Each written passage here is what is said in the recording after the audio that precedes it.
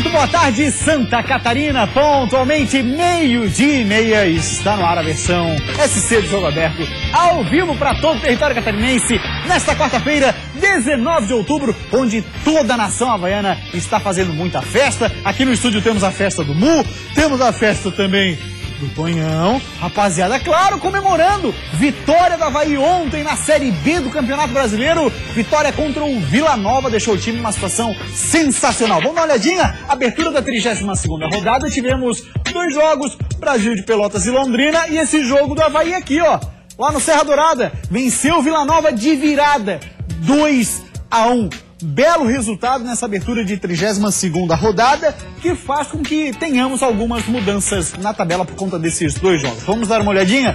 No G4 nós temos hoje o Atlético Goianiense e Vasco, ambos com um jogo a menos. O Avaí subiu uma posição, era a quarta, agora é o terceiro. O Londrina entrou no G4 porque venceu o Brasil de Pelotas e com esse resultado está lá.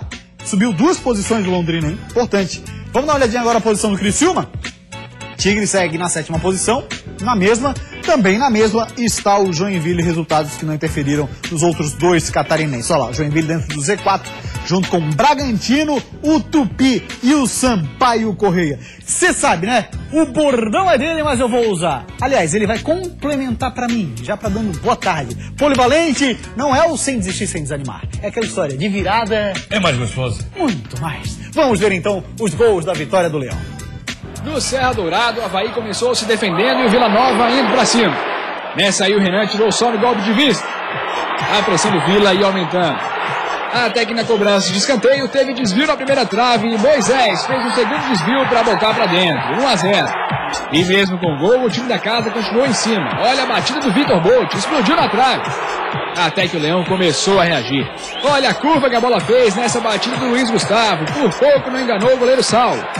E numa bela jogada de Romulo para Diego Jardel e de Jardel para William, o camisa 9 voltou a fazer o que sabe. William, voltando depois de 6 jogos, deixou tudo igual, 1-1. No segundo tempo, o Vila veio disposto a ficar à frente do placar mais uma vez, mas Renan estava atento. Capa respondeu à altura, olha a jogadaça do camisa 6, quase um golaço. O jogo ficou aberto e Renan teve que garantir mais uma vez lá atrás. Mas o Leão também não parava de atacar. Olha o Rômulo assustando de cabeça. Quando Moisés desviou de bicicleta e Frontini voltou para dentro, estava impedido, não valeu. Ainda teve mais uma chegada perigosíssima do Vila Nova. Mas aos 46 da segunda etapa, Rômulo lançou para Tatá, que ganhou do zagueiro na corrida, tirou o goleiro Saulo e correu pro abraço. Virada do Leão, que segurou o resultado até o fim. 2-1 em cima do Vila Nova. Na hora que tirou do goleiro, ela ficou um pouquinho pra trás ali. Assim, cadê? Achou e fez o gol. Olha, tem uma história. Dentro dessa situação de anula jogo aqui, suspende jogo lá. Tem um meme na internet, tá muito interessante. Qual que é? Estão pedindo a anulação do jogo Vila Nova e Avaí. Por quê? Porque eles têm interferência externa. Os deuses do futebol estão vestindo manto azul. Impressionante o que aconteceu ontem, né? Renan, de novo, fazendo grandes defesas. O Avaí jogando de forma defensiva, de uma forma impressionante. Muito bem montado pelo Claudinei Oliveira, né? Talvez falando um pouco mais no lado direito, o Luiz Gustavo não tem a mesma força do alemão na questão defensiva, mas o jogo de ontem foi um jogo onde o Vila Nova tentou demais, brigou demais, e o Avaí conseguiu jogar o primeiro tempo. A partir dos 42 minutos do primeiro tempo, o Avaí jogou. Foi lá e fez o seu gol. Certo. E no segundo tempo, não, foi um jogo mais aberto, um jogo muito mais bonito. As duas equipes lutando, brigando, com posse de bola maior do Vila Nova e também com mais chance de gol do Vila Nova. Essa bola do Diego Jardel foi sacanagem. Impressionante. Colocou o William na cara do gol. O William faz as pazes com o gol novamente. Que é bom demais pro Avaí. E foi um jogo que recuperou pro Avaí 2 jogadores. Um William, 2 Tatá. Porque o Tatá acabou fazendo gol da vitória. Embora perdendo contato com a bola momentaneamente ali, queira ou não, e teve a frieza necessária, foi lá, encarou o Saulo e conseguiu o gol da vitória. E o Renan? Renan de novo, espetacular. E o Capa? Rapaz, o Renan tem uma defesa que ele espalmou e a bola bateu na trave na sequência, que é o seguinte, são defesas que ele faz, mas com uma tranquilidade, entendeu? Sem muita pirueta. Isso uma vez foi. A não ser que o Avaí suba pra Série A, né? Várias vezes nós citamos o seguinte, olha, o Muralha foi o principal responsável pelo Figueirense não ter descido Bota na conta dele. no ano passado. Bota na conta dele.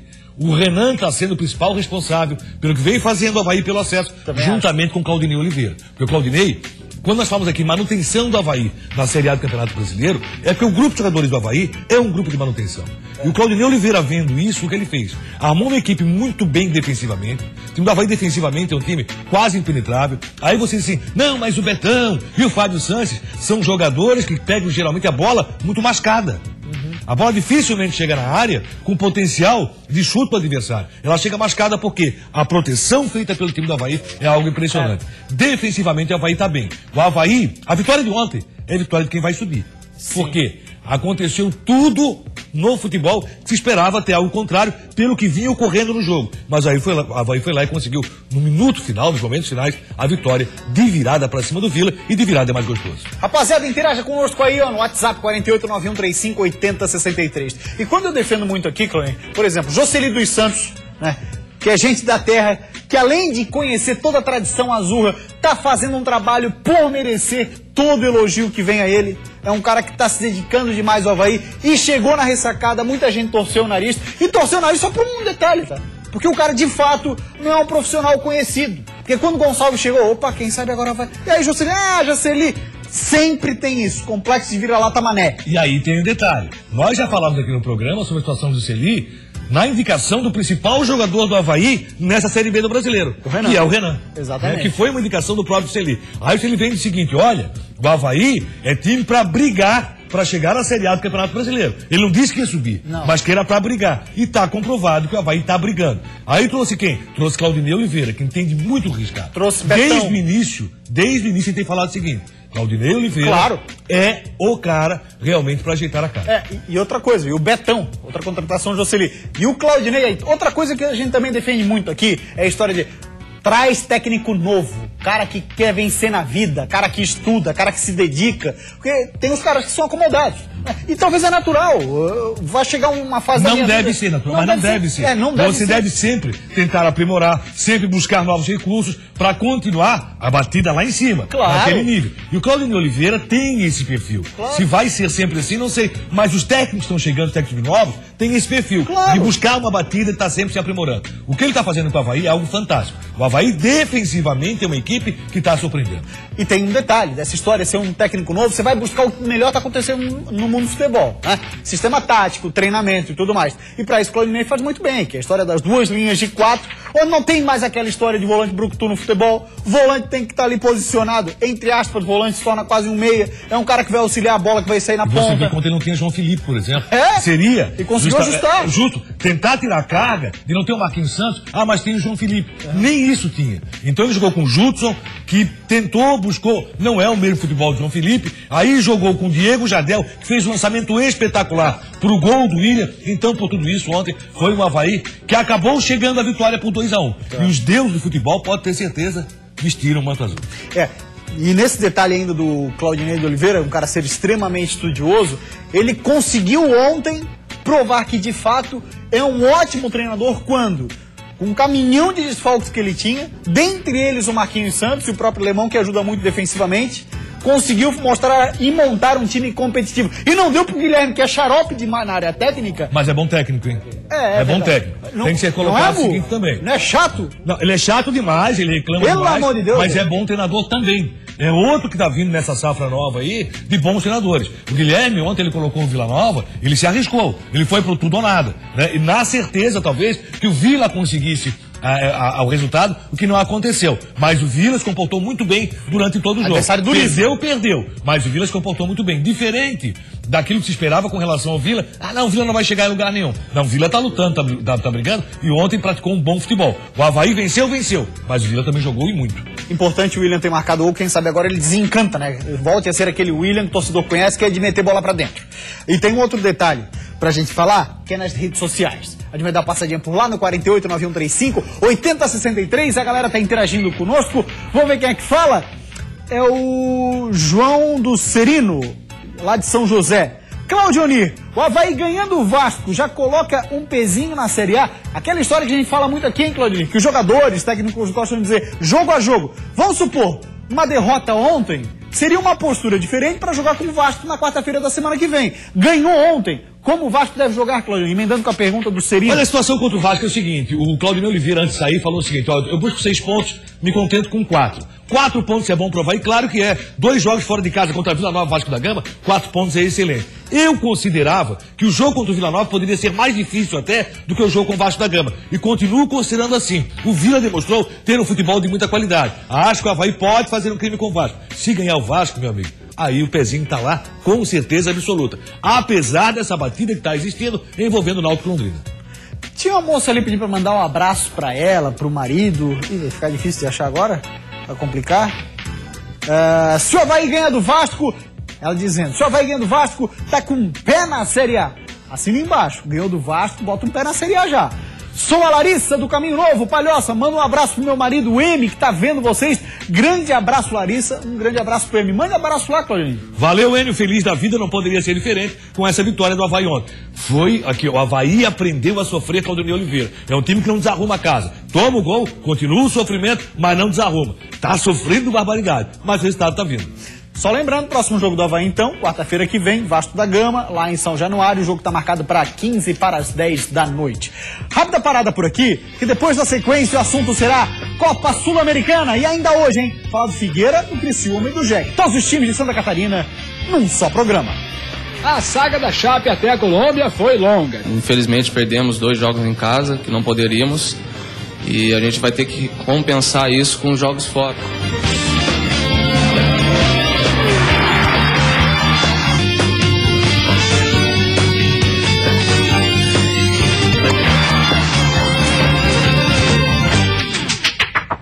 Voltamos com o Jogo Aberto SC e hoje tem jogo de ida, quartas de final da Copa Sul-Americana, mais um jogo na história da Chape. E esse jogo aqui, ó, contra o Júnior Barranquilla e Chapecoense. O jogo começa 15 para as 10 da noite, acontece no estádio Metropolitano de Barranquilla. A Chape, para chegar até a cidade onde acontecerá o jogo, enfrentou uma verdadeira maratona que o Luquinha vai contar pra gente. A saga da Chape até a Colômbia foi longa. Depois de um atraso no voo que saiu de Belo Horizonte, o Verdão fez escala na Bolívia. E por lá, o time passou por outra escala, na própria Bolívia, para reabastecer o avião. No meio dos percursos, o time passou por um translado a bordo de uma van sem porta, como mostrou o zagueiro Felipe Machado. Pensa na viagem doida. Nosso transporte aqui na Bolívia era uma van sem porta. Mais uma história do mundo da bola, disse o zagueiro numa foto publicada no Instagram. Mas deu tudo certo. O time já reconheceu o gramado do estádio Metropolitano Roberto Meléndez. E é nesse gramado que hoje, às 9h45 da noite, a Chape tenta fazer história. Com força total, o Verdão enfrenta o Júnior de Barranquilla pelo jogo de ida das quartas de final da Sul-Americana. Com a mesma base do time que empatou com o Cruzeiro, Caio Júnior preparou uma Chape consistente defensivamente para encarar a pressão colombiana e conseguir um bom resultado. Prepare seu coração, torcedor do Verdão. Hoje a Chape tenta dar o primeiro passo rumo à semifinal. Boa sorte para a Chape. Defensivamente tem que ser de fato o ponto a ser trabalhado na Chapecoense. A defesa mais vazada da Série A, Claudinei. Com exceção do Danilo, zagueirada ali, rapaziada, tá batendo cabeça, hein? E até porque traz a volta para casa. Eu acho interessante que a Chapecoense faça um bom jogo. Chapecoense entra como favorita, logicamente cansaço de uma viagem totalmente doida, totalmente louca, pode complicar a Chapecoense. E olha que a Chapecoense foi de voo fretado. E essa viagem teve até van sem porta no meio do caminho. Tinha o plano A, tinha o plano B e a Chapecoense teve que achar o plano C para poder chegar a Barranquilla para fazer esse jogo. Vai ser difícil, complicado. O Júnior Barranquilla fez uma primeira etapa de campeonato muito boa, excelente. Agora, nessa etapa, no fechamento desse campeonato, tá complicadíssimo, não tá bem. Então a Chapecoense entra como favorita para fazer uma semifinal de Sul-Americana. Vamos ver agora Júnior Barranquilla. Quem é a equipe, o perfil, competição está disputando, como é que está o 2016 da equipe colombiana, que é o adversário da Chape de logo mais. Estádio Metropolitano em Barranquilla, na Colômbia. É aí que a Chapecoense vai jogar hoje à noite contra o Clube Deportivo Júnior, mais conhecido como Júnior Barranquilla, um time colombiano que não tem muita expressividade no futebol sul-americano.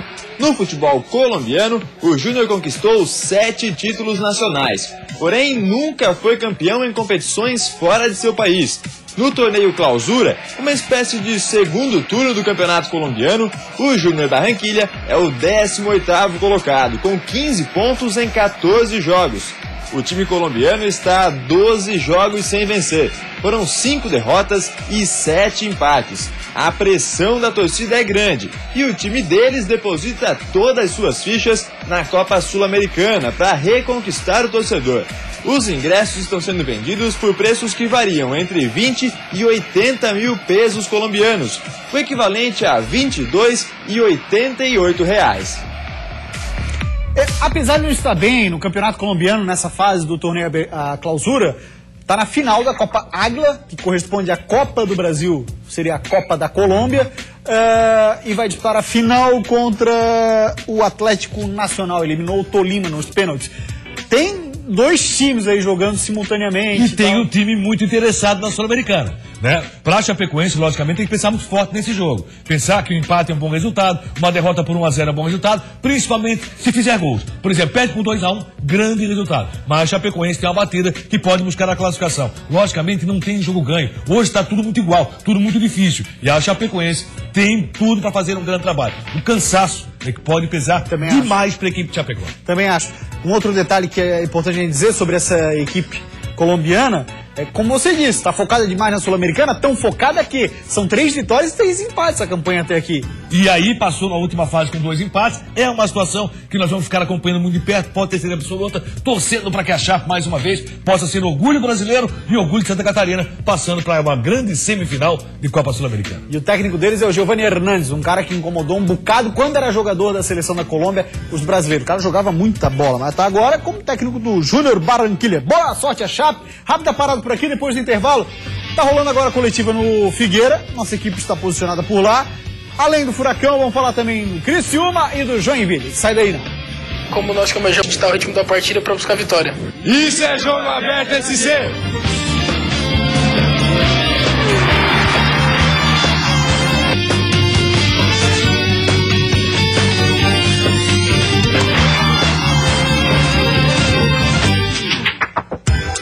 Voltamos com o Jogo Aberto SC, meio-dia 53. Vamos falar do Criciúma. O Marlon, lateral esquerdo, está de volta, pois estava com a seleção brasileira sub-20. O que ele está fazendo com a seleção sub-20? Luquinha vai contar.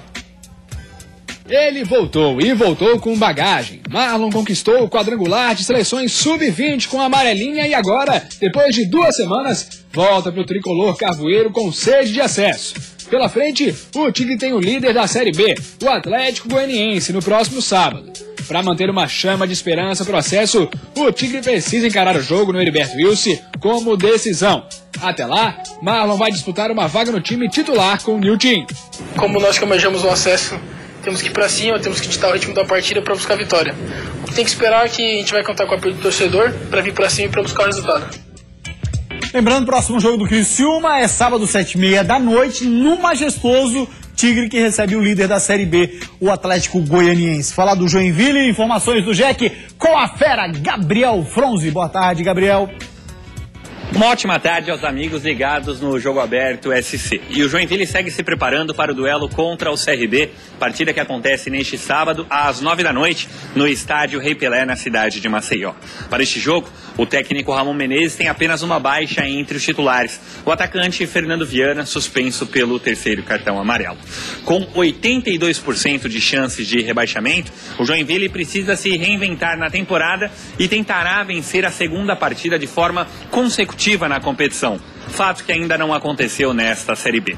A provável escalação do Jack para o duelo contra o CRB tem Jonathan no gol, Reginaldo na lateral direita, Rafael Donato e Liger na zaga e Fernandinho na ala esquerda. Naldo e Tinga são os 2 volantes. Na segunda linha, Eric Luiz aberto pelo lado direito, Carlos Alberto mais centralizado e ou Claudinho ou Giva pela ala esquerda. Lá na frente, Jael, sem marcar há 7 jogos, completa a escalação da equipe tricolor.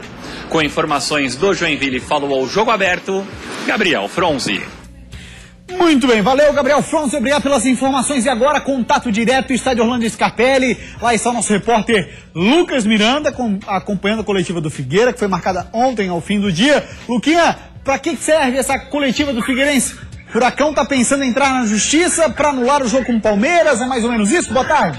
Olá, boa tarde, Gustavo, amigo do Jogo Aberto SC. Mais do que pensando, né? Já entrou na justiça, está protocolado no STJD o pedido de impugnação da partida contra o Palmeiras, principalmente em cima daquele lance em que foi cobrado lateral que originou o segundo gol do Verdão aí de São Paulo, né? Nesse momento está falando do Wilfredo Brilling, que é presidente do Figueirense, e na sequência a gente já consegue conversar também com o diretor jurídico Ricardo Cordeiro, que vai explicar melhor como que se fez e por que se fez em cima desse lance aí e não em cima de outros lances também, esse pedido de impugnação, de anulação da partida contra o Palmeiras. Vamos ouvir então o presidente, na sequência a gente já faz a pergunta ao diretor jurídico Ricardo Cordeiro. Ele está finalizando a fala dele aqui.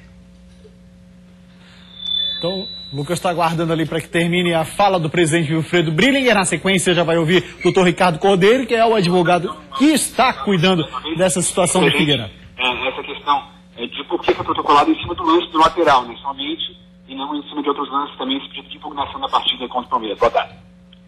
Boa tarde. Com relação aos outros lances, com exceção a esse da lateral, os outros lances eles geram uma margem interpretativa, ou seja, são questões subjetivas que não cabem legalmente, de acordo com o CBJD, o ingresso de qualquer medida pelo Figueirense. O Figueirense sim utilizou da medida legal prevista no referido do código, que é a anulação da partida quando verificado o erro de direito. O erro de direito é uma questão objetiva. No caso concreto, a bola não entrou no campo, ou seja, não existe gol quando a bola não entra no campo. Um outro exemplo que eu posso dizer fácil de anulação de partida é na hipótese de um gol de escanteio, que o juiz anule. É permitido o gol olímpico. Então, se ele anular, é um erro de direito, um erro crasso. Marcar um gol com a bola que não entrou em campo também, numa lateral que não entrou em campo, é um erro crasso, um erro de direito, não gera margem de interpretação, principalmente no caso do Figueirense, que foi notório. Então, gente, esse é o objetivo do clube. O clube não utilizou de outras medidas, porque não seriam as medidas adequadas. A medida adequada, a nosso ver, foi essa, foi protocolizada ontem, que tem 2 dias para ingressar, foi ontem o segundo dia. Então, aí vamos aguardar a decisão do presidente. Tá certo, obrigado. Então, diretor jurídico do Figueirense, doutor Ricardo. E agora é esperar aí a aceitação desse pedido por parte do presidente da STJD ou não. Tem prazo de 2 dias para isso acontecer, viu, Gustavo? Tá, Luquinha, só para ficar claro, vai ser pedida a remarcação de um novo jogo, a anulação da partida, qual é o pedido do Figueira? Isso, o primeiro pedido é a anulação da partida e na sequência vai ser feita uma fala em São Paulo, uma discussão juntamente com o presidente do STJD e outras entidades para que seja remarcada uma nova partida, já que não serão computados esses pontos e aí o jogo seria anulado para as duas partes, né? O Figueirense ficaria com jogo a menos, também o Palmeiras com jogo a menos, portanto seria necessária a marcação de uma nova partida. Valeu, muito obrigado, Lucas, belo trabalho. Daqui a pouco então ele volta com mais informações aqui na programação da Band. Cláudio Onir, erro de fato, erro de direito. Figueirense reclama erro de direito na cobrança do arremesso manual. Ou seja, entendendo que o agente, no caso o juiz, ele não sabia que a bola, tocando fora do gramado, não teria problema. Vamos a todos os lances polêmicos, até para ficar fácil para o espectador. Aquilo que estava girando há poucos instantes, os lances polêmicos do jogo do Figueirense. Esse lance aí, esse lance é um erro de fato, porque depende da interpretação. Ponto. A interpretação é fato. De fato, para mim, não foi pênalti, mas para o juiz foi. Então, é interpretação, certo? Aí aconteceu, o juiz marcou, esse é um erro de fato. O que é um erro de direito? Isso aí é erro de direito. Essa bola não entrou em jogo. Se então, o agente interpreta que o toque fora não interfere. Assim não pode, ele não pode ter qualquer, aí não cabe interpretação. A bola não entrou em jogo. Tudo bem, mas eu digo o seguinte, aí a gente tem que entender que o toque fora não interfere nela depois de ter entrado e ter prosseguido o jogo. Não, mas assim, existiu um erro. Não pode existir no jogo, sim. O erro, o lance originou o gol, certo? Então o erro de direito está caracterizado. Se o presidente do STJD vai entender assim, é outra história. Mas esse foi o lance que originou o gol. E aí é o erro de direito, porque não cabe interpretação. Eu sei, mas o juiz aí ele tem que assumir. Ele diz assim, não, eu achei que tocando fora, a bola entraria em jogo e não teria problema. Mas ele não pode. Aí por isso é erro de direito. A regra diz o contrário. Valeu, Polivalente, grande abraço. O Jogo Aberto esse dia hoje fica por aqui, a gente volta amanhã.